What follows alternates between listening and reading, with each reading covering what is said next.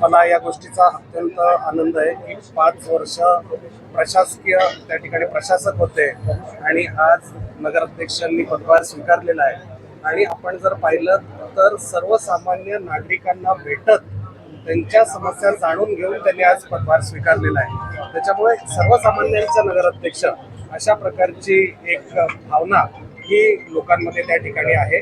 लोकांसमोर त्या ठिकाणी जात असताना आम्ही भारतीय जनता पार्टी आणि राष्ट्रवादी काँग्रेस पक्ष हे एकत्रितपणे एक पारदर्शक नगरपालिकेचा कारभार करेल, महिला सक्षमीकरणासाठी त्या ठिकाणी भर देईल आणि शहराच्या एकंदरीतच सर्वांगीण विकासासाठी आम्ही अग्रेसर राहू, अशा प्रकारचं आश्वासन हे लोकांना दिलेलं होतं.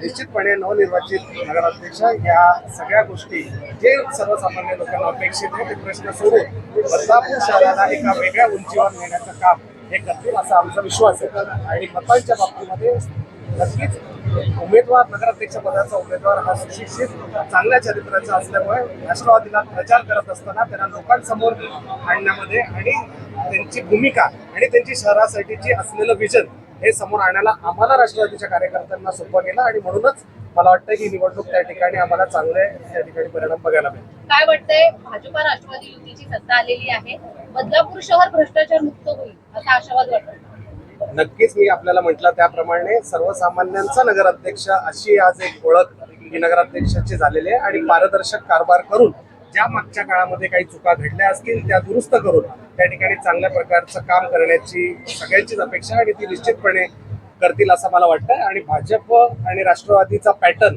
हा बदलापूर पासून सुरू झाला आणि निश्चितपणे मला वाटतं राज्यात सुद्धा हा पॅटर्न पुढे चालला आणि ह्याच्या भविष्यात सुद्धा चालेल. अल्पावधीतच लोकप्रिय झालेला भारताचा बुलंद आवाज आपला Bharat channel subscribe, share, like आणि कमेंट्स करायला विसरू नका.